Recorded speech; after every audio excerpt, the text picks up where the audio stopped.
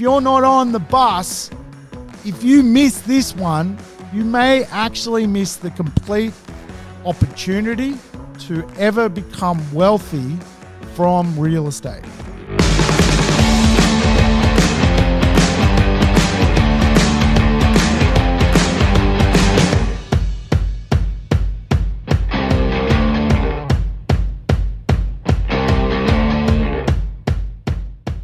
Welcome to the Urban Property Investor. I'm your host, Sam Saggers, here to help you crack the code of real estate wealth. Today, we are going to code crack capital growth like never before. Tell you what, I hope you have been enjoying the podcast so far. The feedback has been incredible. People really do like the idea of taking a topic, talking it through, creating some lessons about real estate so we can all move forward, crack that code of being wealthy from real estate. Of course, Australia's number one asset class and New Zealand number one asset class is real estate. So if all of our wealth is tied up in real estate, it would make sense to go on a little bit of a history lesson to understand structural changes which have led Australian and Kiwis to be some of the most wealthiest people on the planet. Are you feeling wealthy right now? What if I was to tell you coronavirus is actually one of your best hopes ever to become even more wealthy than what you are today? We are living through a seismic structural shift. And the structural shift is going to benefit those that play the monopoly board. And today's monopoly board is Australia and New Zealand's real estate marketplace. So kick back, grab yourself a cup of tea. Let's talk real estate. Let's talk property and structural change and the rebirth of capital growth, how it will unfold. Probably the most important headline of the year has been around Josh Frydenberg's recent change when he said, forget about the Royal Commission, we need the flow of money. Is irresponsible lending back? Frydenberg's getting rid of responsible lending. Here's a quote from the Treasurer of Australia himself. As Australia continues to recover from COVID-19, it is more important than ever that there is no unnecessary barriers to the flow of credit to households and business. There is so much in that statement. The flow of money is what real estate is about. Where money flows, real estate grows. And today's show is about the flow of money, past and future. We want real estate to flow. We want real estate to grow. We want money to flow because the correlation of that is capital growth. Now, I'm going to take you on a little bit of a journey so far through this strange year, which is 2020, but also a history lesson on property growth here in Australia and very likely in New Zealand. I've got a lot of Kiwi listeners. People listen from New Zealand. People are texting me from New Zealand. Hey, bro, love the show. Like, I can't speak Kiwi. I don't know what hey, bro means, but I love it. Thanks for listening. Thanks everyone for listening. We're topping the charts. We're moving up the charts. I thought 12 people were listening. Apparently there's thousands of people tuning in. It's fantastic. Feel like we're moving together. You know, give me a plug. Tell your friends to listen. We need to crack the code of real estate wealth, and we're going to do this together. But we have been going through a pretty strange year in the world affairs, and it is creating a new structural rebirth of economics. So before we talk about the structural rebirth of economics, we have had the coronavirus. We now live in a period where contagion is real. We've had some terrible, devastating fires around the globe. We've had the Amazon on fire. We've had Australia on fire. We've now got much of California experiencing wildfires or bushfires. So we know the world economically and also from a sustainability point of view is having to think a lot differently. More localized from a property point of view, we've had doomsdays come into Australia and do the old Harry Dent 40% off property, and that clickbait headline has certainly maybe put people in a place where they're fearing the future. I mean, Harry Dent's an American. Robert Kiyosaki, Harry Dent came out earlier in the year talking about 30 to 40% price drops in Australia. Structural changes in America and structural changes in Australia and New Zealand are completely different. The last big structural change in America, which collapsed the property market, was around predatory home loans where people borrowed money that they could not afford to repay. Non-recourse lending allowed those people to hand back the keys to the bank and move on with their life. A structural problem made the global financial crisis occur. American real estate got absolutely flogged in the financial crisis, but Australian and Kiwi real estate didn't. Different structural conditions.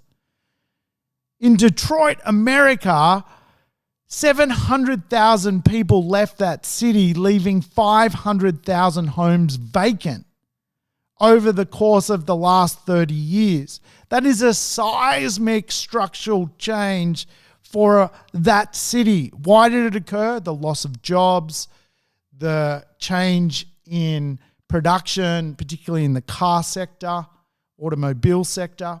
Structural changes have a massive impact. Americans feel structural changes in real estate. Australians win from structural change in real estate.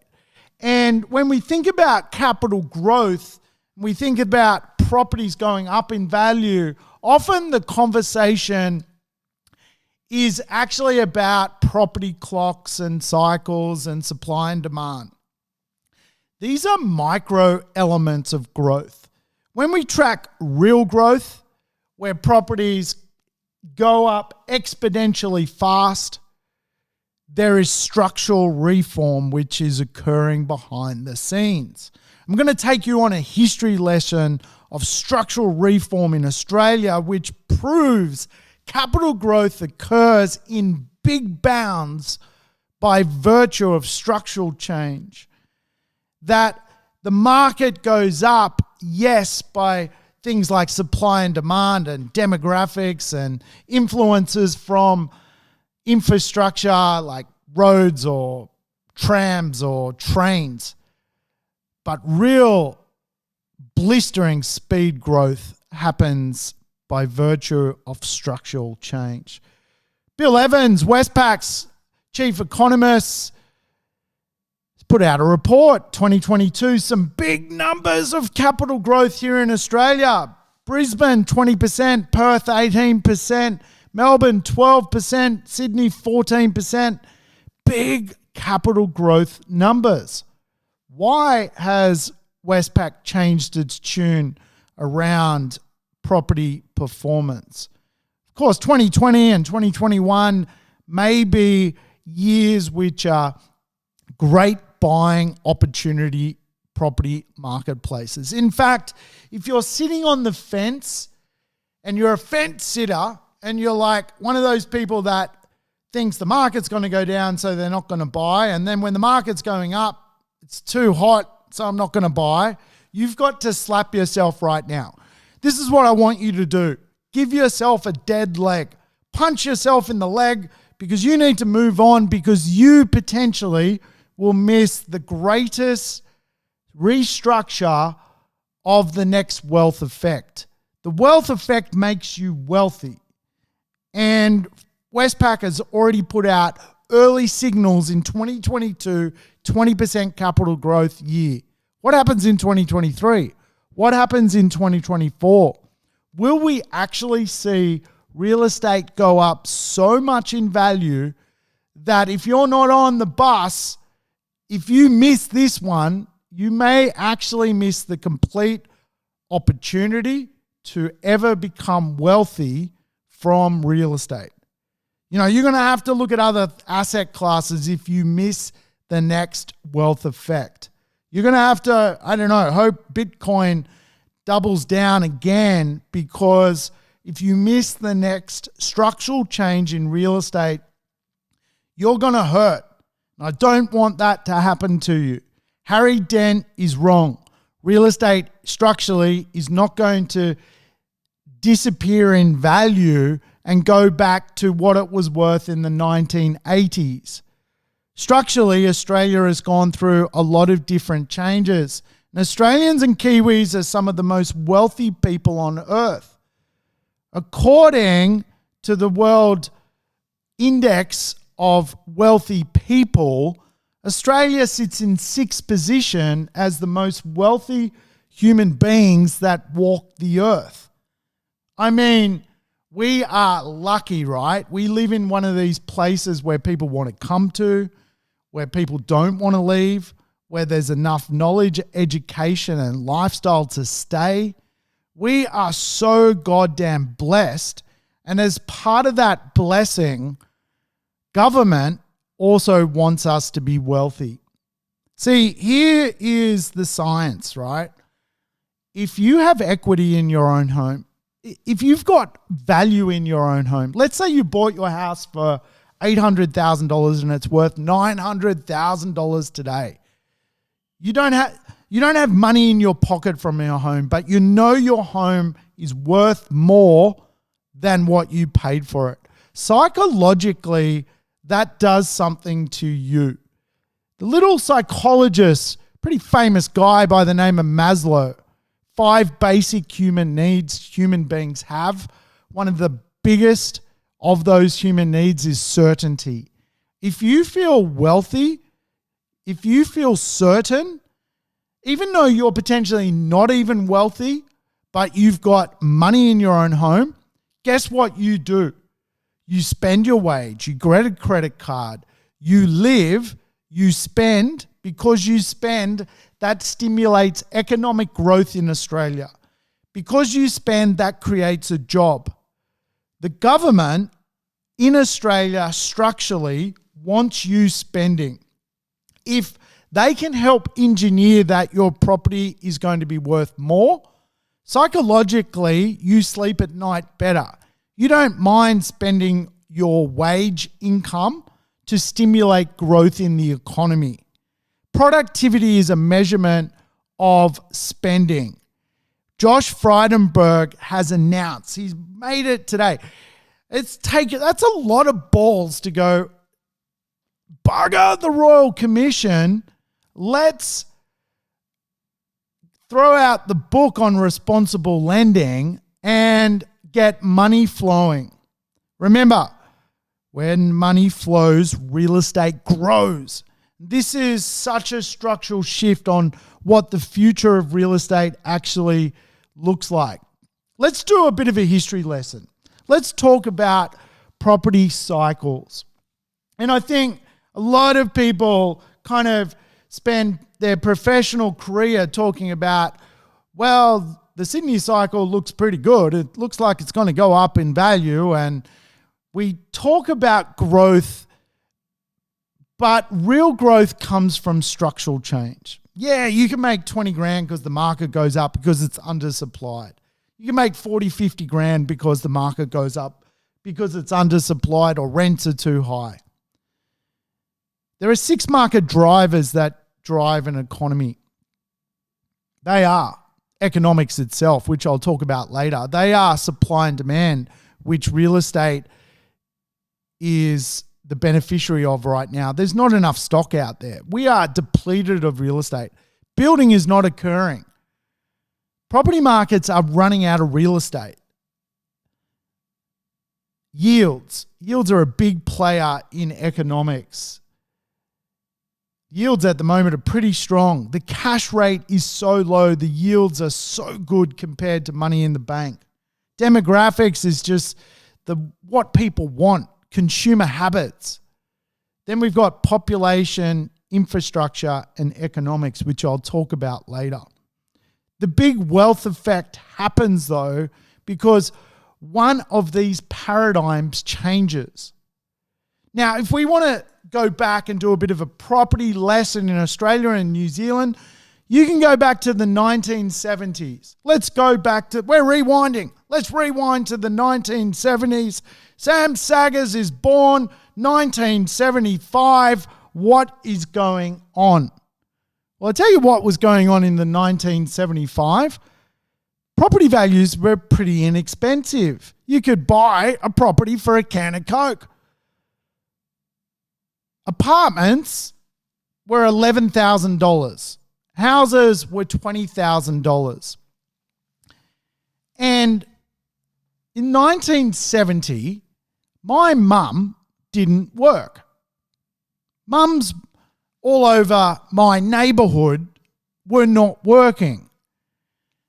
There was no real need for two parents to go to work because one income allowed society to function.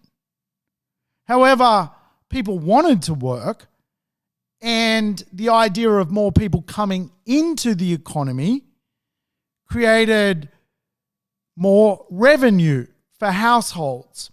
So properties doubled in value in the 80s. I'm a child of the 80s, and we saw property values not only double once, but double twice. Why did they double? Well, in this situation, it was a demographic structural change. We went from single income households to double income households. That extra money in the pot meant there was room for property values to grow.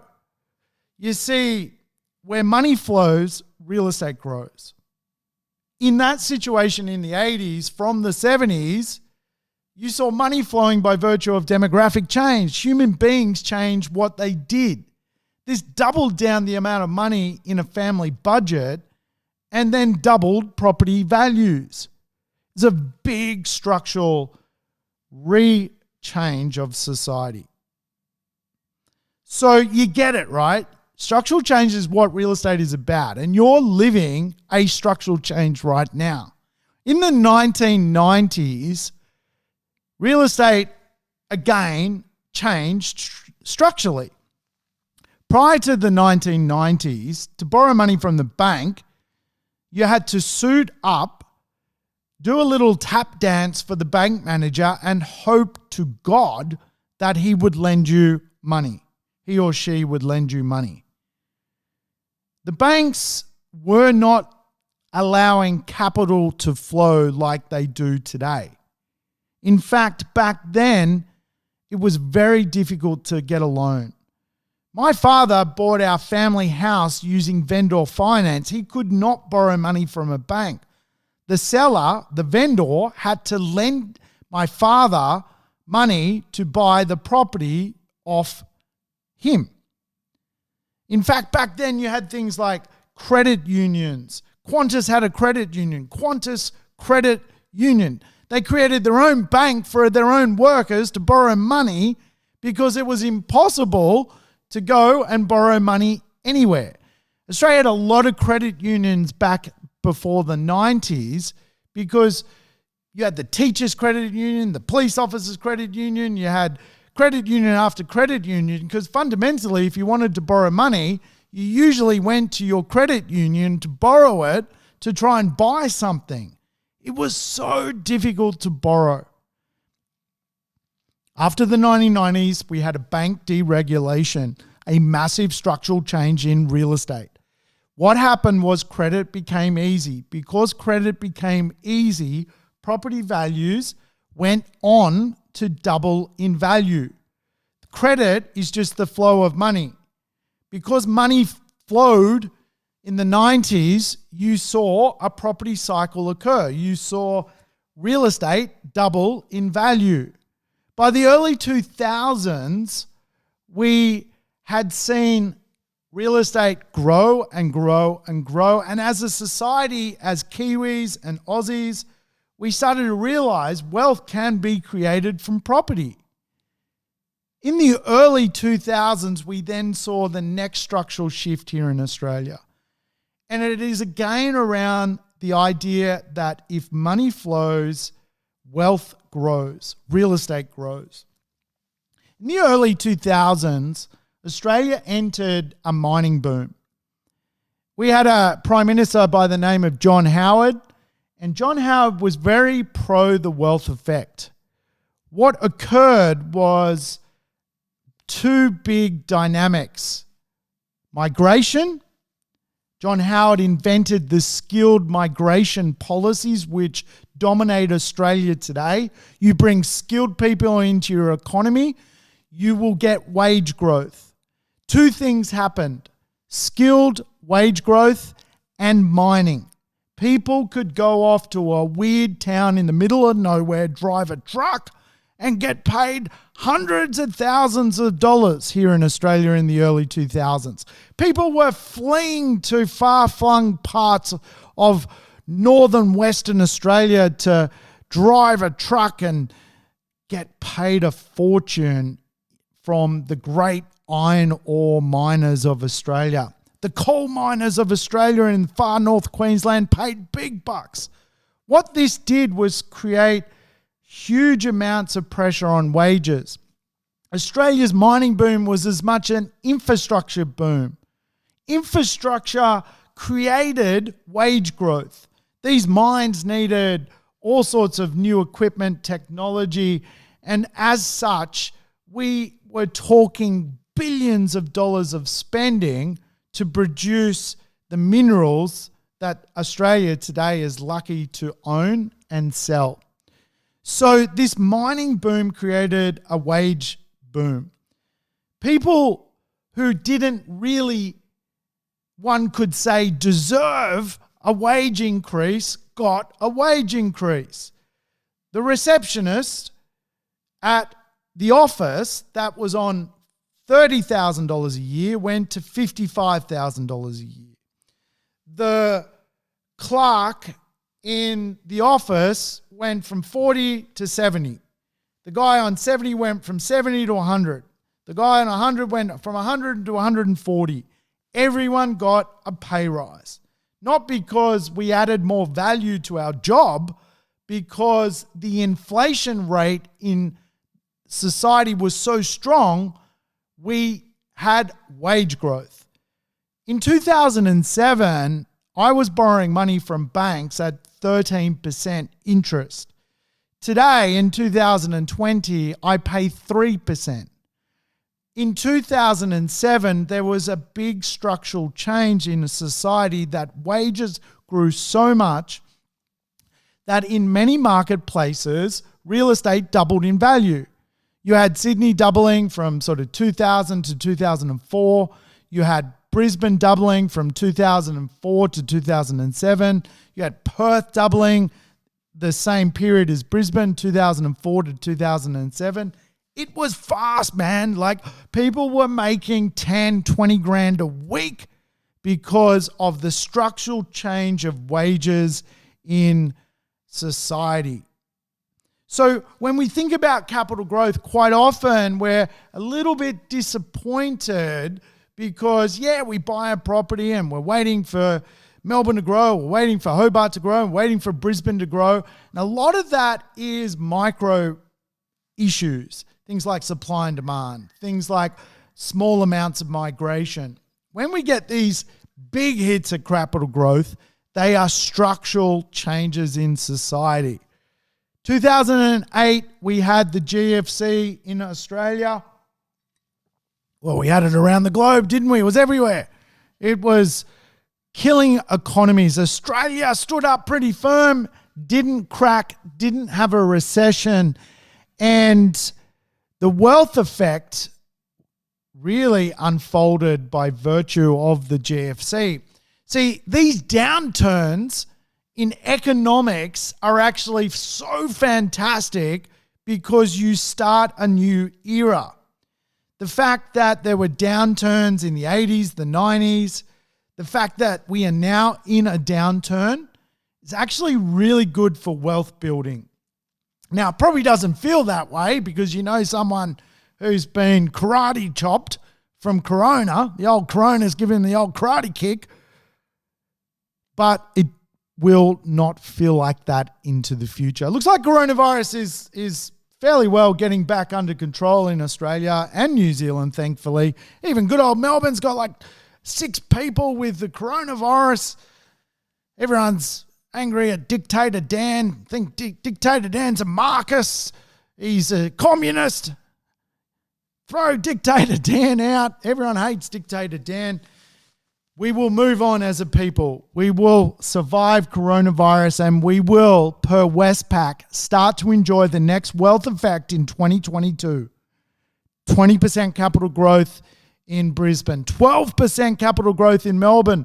Melbourne's properties are twice the value of Brisbane. So you can imagine like 12% is like 20% because you get double by virtue of the value consideration. The wealth effect's going to unfold. And we know right now supply in Australia has disappeared. I mean, it's very hard for new production to occur. The stock levels are at an all-time low. And Australia needs a lot of stock because it is a country which is growing. You know, its business plan eventually is to end up 40 million people by mid-century. So you need to produce the real estate to keep up with not only international migration into Australia, but localized people. People have babies and grow their families. And of course, I mean, we are talking catastrophic levels of supply. Brisbane alone this year has had 300 properties approved in the inner city as apartments. Just 300. I mean, we are talking a city the size, well, a 2.5 million person city having 300 approvals for apartments. That's nothing. It's ridiculous. I mean, we need thousands and thousands. So we are going into a new world. And the last structural change in real estate to occur in Australia occurred just after the GFC. Global financial crisis happened in 2008. By 2012 to 2016, Sydney and Melbourne's property market doubled. Remember, in 2008, we had the global financial crisis. It hit in October. 2009, the share market had been shredded. Property values in some areas had dropped exponentially. People were feeling broke. People were spending their savings. People were doing it tough, man. But where there's problems, there's also the counter argument. You need those problems to create the next series of wealth. People who panic, they lose. People who don't take risk, they lose. Risk takers win.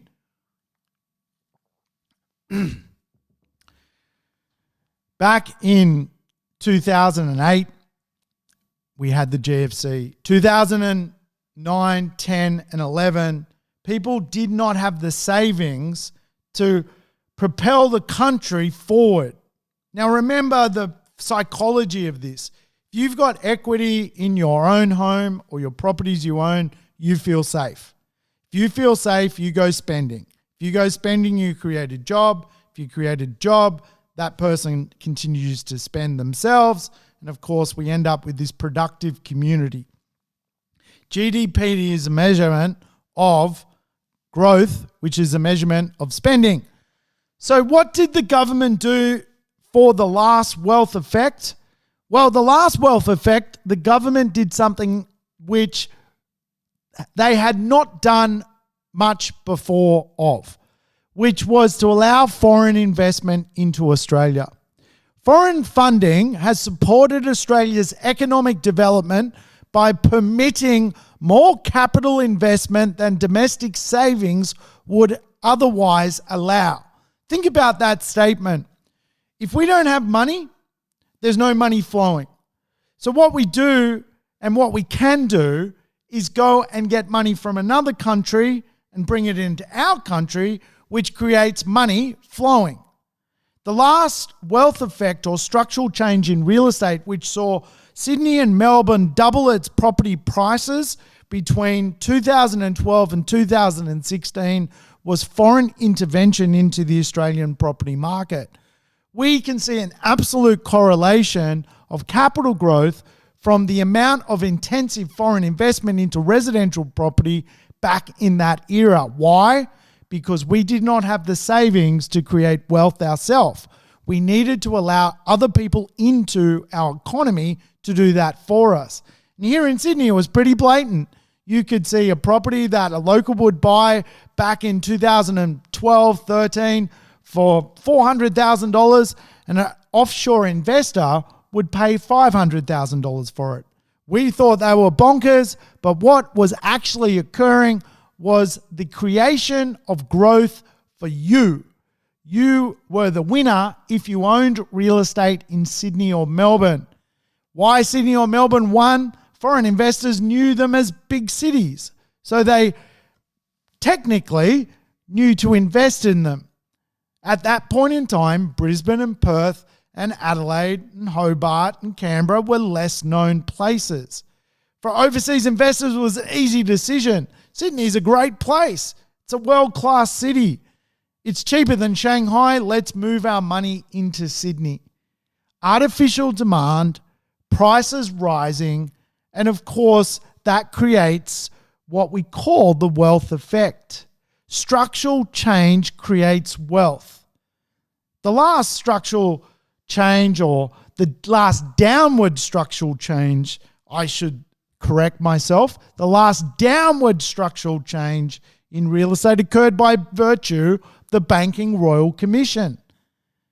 The Banking Royal Commission, between 2017 and 2020, we saw lenders having to really regulate lending again. Remember, in the 1990s, we had the deregulation of lending, which created property values doubling.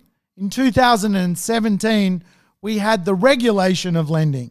In other words, it was very hard to go out and get credit. Credit did not flow, and because credit did not flow, less people had access to it, so less people could buy real estate. So real estate either stayed stagnant or went down in value between 2017 and early 2020. You see the structural changes which are big, the economic decisions which have big impacts on real estate. Remember, there are 6 market drivers for growth. Back in the 70s and 80s, it was demographic change. It was double income households which got money flowing. In the 1990s, it was an economic decision to deregulate the banks that got money flowing. In the early 2000s, it was population and infrastructure spending around mining and people coming into the country, which created capital growth for real estate. In the 2010s, the structural change was an economic decision to allow more foreign capital into the country, which created a boom in Sydney or Melbourne. Structural change is big to the science of real estate growth. And the future of structural change is here. Frydenberg announced it. Big announcement, man. Like, that's huge. We are going to rip up the Royal Commission, and I want money flowing. His statement says, I want money flowing. Now, this guy's here to stick around, folks. Like, I think you're going to find this guy's going to be in power for a long time, and he's going to get his way. He's going to get money flowing. So what is the new structural shift? What is the change we are in now? Well, I think it's fair to say we have learned so much as an economic community that government is going to do a complete combination of the past 4 wealth effects. We're going to make credit easy. We're going to make credit easy. That's the first thing that's going to happen. The Royal Commission's going out of the book. That is a throwback to the 1990s restructuring. We're going to invest in mining and infrastructure. Why? Because it creates wage growth. If wages grow, you've got more money flowing. So we're going to go, if you look at the big pieces of the puzzle, there's a lot of investment by government into mining and infrastructure. I'll talk about that a little bit more. So we're going to get this combination of easy credit, infrastructure growth, which is great. And we're also going to see the wealth effect occur with more foreign investment coming into Australia. There's no stock levels. So if you allow foreigners who today are heavily taxed, they're taxed big, man, like 12.5% to buy a property, stamp duty for a foreign investment today. Once that is undone, you're going to see no stock, extra demand, and of course, that huge impetus on the wealth effect. We're also seeing, obviously, an urban rebirth through Figenomics, which I've talked about in past episodes, that people will concentrate on that live, work, play marketplace to own real estate because of a new trend, a demographic trend. So if you're going to buy, live, work, and play. Responsible lending laws to be axed. The government wants it to make it easier for mortgages to occur, for you to borrow. And then the final scenario, which is unfolding, is deflation. We will see rate cuts occur in Australia. We are literally living in the lowest cash rate ever. So for Australians, this is crazy. Remember I said I borrowed money at 13% in 2007? Today I'm borrowing money at 3%. It is very possible in October 2020 that we get another rate cut, taking the cash rate in Australia to 0%, meaning you can borrow money at the lowest level ever, a structural change in society. Think about the structural changes. You can borrow money for zero, like money is worth zero in the bank, zero. Where do you think that money is going to flow to? It's going to come out of the bank. It's useless to society in the bank. The interest rates will go to zero because money in the bank is useless to society. Where is it of better use? It is of better use being spent on property, being spent on holidays, being spent on shares. Why? Because shares create jobs, properties create jobs, holidays create jobs. Money in the bank does really no purpose. Banks still exist, by the way, without money in them. So, coronavirus is actually going to create a scenario probably in 2022 and beyond where you're actually more wealthy, particularly from real estate. Real estate is Australia and New Zealand's number one asset class. If you've got an extra $100,000 or $200,000 on your real estate, doesn't mean you're recycling that and spending it. For most people, they leave it alone. You psychologically feel more wealthy, you spend more, you drive more activity. In real estate, the wealth effect is often reflected in pie. Yes, not an apple pie, but the pie of the economy, population, infrastructure, and economics. And here in Australia, some of the big plans to rebuild the economy are infrastructure plans.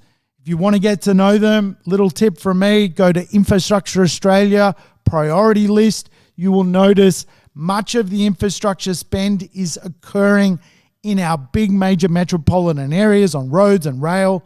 This is spending. Now, don't miss the concept here. the infrastructure creates jobs. The jobs create inflation. Wages go up. And we as a society, as a spin-off effect of Australia's massive infrastructure plan, will at some point get wage growth. If we get wage growth, we've got more opportunity to see property growth. Where money flows, real estate grows. Infrastructure is just about the flow of money. I mean, we are talking about inland railways being built from Melbourne to Brisbane. These are approved. These are approved as part of the priority list. So we'll get that money flowing, and that infrastructure spend is designed around eventually you getting a wage increase. It's actually not designed for you to use a railway from Melbourne to Brisbane. It is not designed for your convenience. It's designed as an economic principle of inflation. Brisbane is shooting for the 2032 Brisbane Olympic Games. I mean, this is amazing. This is absolutely huge infrastructure planning. And again, the spin-off effect is more money flowing, more jobs being created, more spending, more productivity. The wealth effect is real, folks. We will see students return to Australia. Students are a big part of John Howard's original plan back in the 2000s to increase the economy by bringing skill into it. A lot of the skill that Australia has comes through its university systems. And the beautiful thing about students returning to Australia will be, of course, the fact that they need to be self-funded to do a degree in Australia or a diploma. They can't necessarily rely on full-time employment here in Australia. In fact, they can only take 20 hours a week. Usually they do that just for a bit of fun, a bit of pocket money, a bit of learning the language, so to speak. The reality is students into Australia are a big part of our commerce, and you will see that rebound probably 2021, maybe early 2022. Remember, Australia's completely undersupplied of stock, and by virtue of that, we are going to see growth at a local level. But more importantly, we're actually seeing a structural change in real estate by virtue of economics. The wealth effect will come. If you miss this one, man, I think you're gonna have to tune into. If you miss this wealth effect, you're gonna have to tune into podcast 3021 of my podcast. When? Probably in 2033. So if you don't have real estate, you better start buying some. Because if you miss the next wealth effect, I'm not joking. Come back. Listen to me in 2032. Come back in 2032. What episodes is Sags up to in 2032? Yes, he's up to 3,000 episodes. I'm serious. You will miss it, right? So don't sit on the fence. If you're a youngster, take advantage of all the growth which is occurring in those government boosts to get free stamp duty from being a first homeowner. You will feel some wealth for the first time in your life eventually from the next strategic change in real estate, the wealth effect. Hey, I hope you've enjoyed the episode. I've certainly enjoyed bringing it to you. If you loved my vibe, please give me a 5-star review. Please tell some friends and family. I'm trying to get up there on the charts. I'm trying to make a difference to people's lives. Hey, give us a hand if you can, and I'll continue to do the same to you. Thanks for listening. Over and out. Sam Saggers signing off. Thanks for tuning in to the Urban Property Investor. To never miss an episode, make sure you subscribe to the podcast on your favorite app or on YouTube. And I would love it if you could give the show a rating and share it with your friends and family. In between episodes, you can always keep in touch with me by connecting on social media over Facebook, Instagram, or LinkedIn. Until we meet again on the next episode of the Urban Property Investor, take care and bye for now.